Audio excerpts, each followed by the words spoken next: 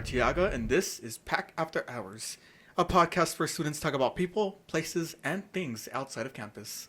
We have a very special guest today, Persula Zamarripa. She is a Bachelor in Operations Management and a PAC Student Media member, who just so happens to be the president of Chess and More. More on that later. This is PAC After Hours. So tell us a little bit about yourself.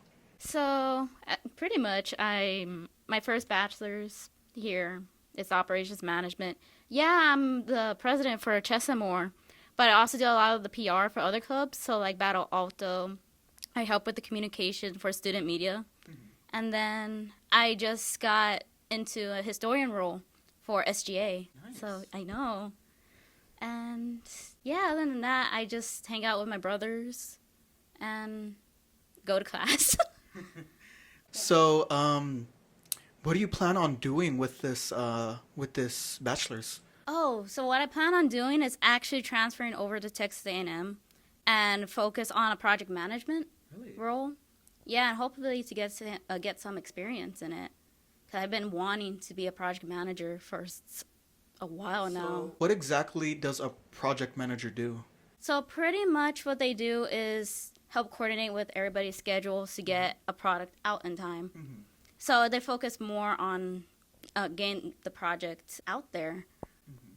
And so I think actually me doing a bunch of PR roles and a bunch of communication has been really exciting, both because I get to just be here at PAC and as well as just gain that knowledge. Going back to the question that I asked before, so I know you said about the project management.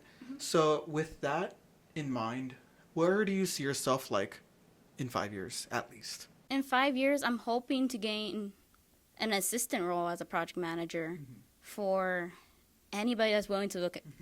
Are you looking for any like brands in specific, any companies?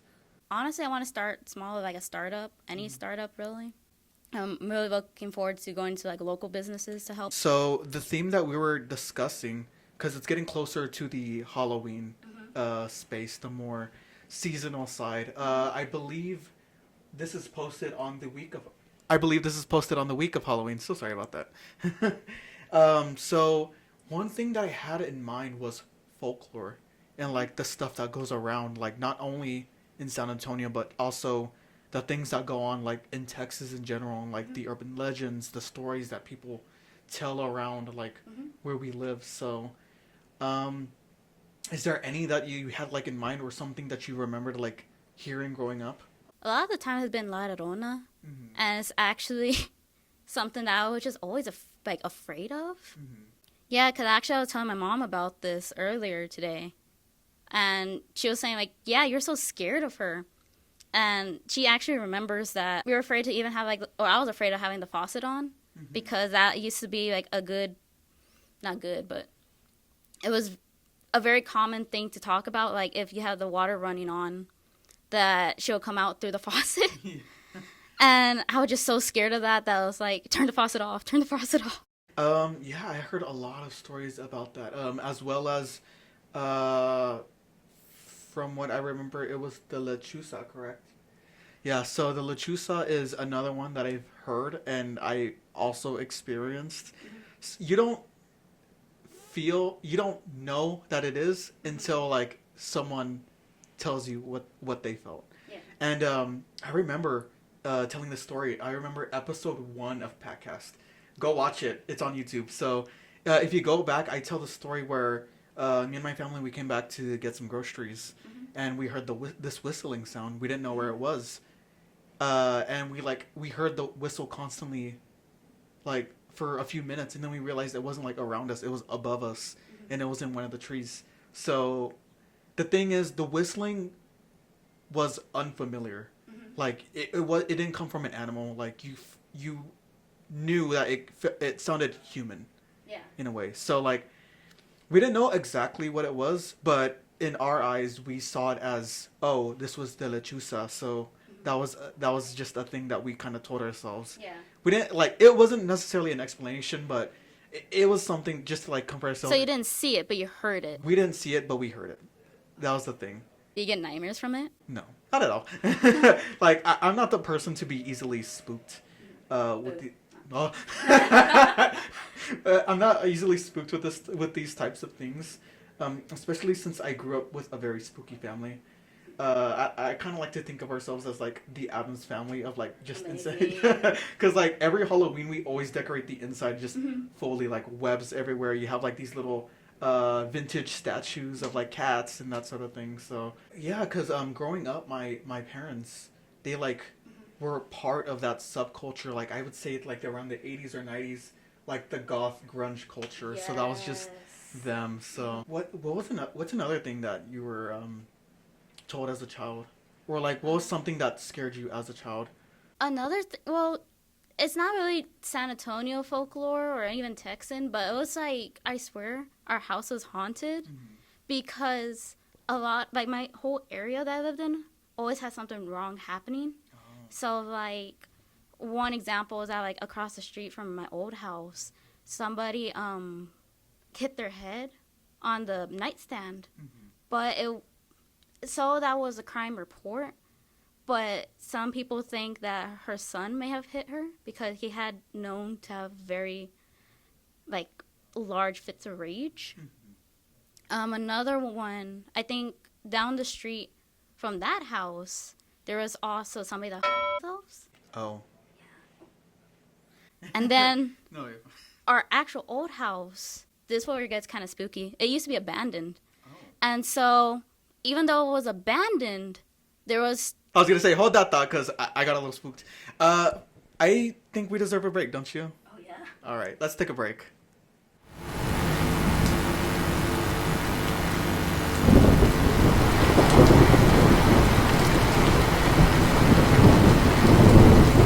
Again, across the street from my old house, the son was also into witchcraft. Oh. So it could be a coincidence. It could not be. Well, and my mom saw all of this because she was a neighbor at the time, and when she was watering her roses, she actually asked them like, "What are you doing?" And they said they tried to dodge the question, but they didn't invite her to the party. That same night there was a party.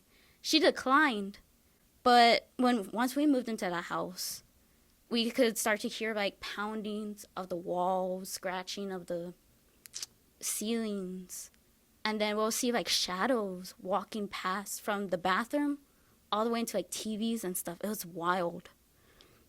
And so my mom would say like it happened more so during summertime.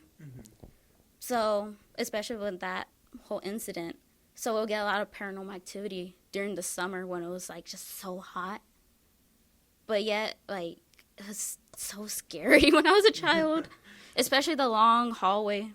Because it was so dark. So all of this happened before or after, like, you were born? That happened way before I was born. Oh, okay. So this was, like, when your mom was still, like, as their neighbor? Yeah. Okay. But when I was born, we lived in that house, and you'll always find some paranormal activity going on. And a lot of it was just the banging of walls and scratching of the ceiling. And then, like, every year, we'll get swarms of different creatures. Like if you're in the Bible. The locusts. We get locusts. We had snakes. We had frogs. We had roaches. And it was just one after another that you just kind of try to get used to it, but it was so difficult. Do you know about the train tracks of San Antonio? Yeah, we actually live close by train tracks too. Yeah. I was going to say, I was like, is it the same train track or? It might be the same, it might be. The route, yeah. People are familiar with the train tracks of San Antonio. So I believe it's the Mission, correct? The Mission train tracks. And my friend actually lives there. She actually lives right across the street from the Mission cemetery. And yeah, she drives by there all the time, and like she sees people, tourists actually go there and like take pictures at the train tracks. And I'm like, well, do you believe in the train tracks? Do you believe in love? Do you believe in life after love?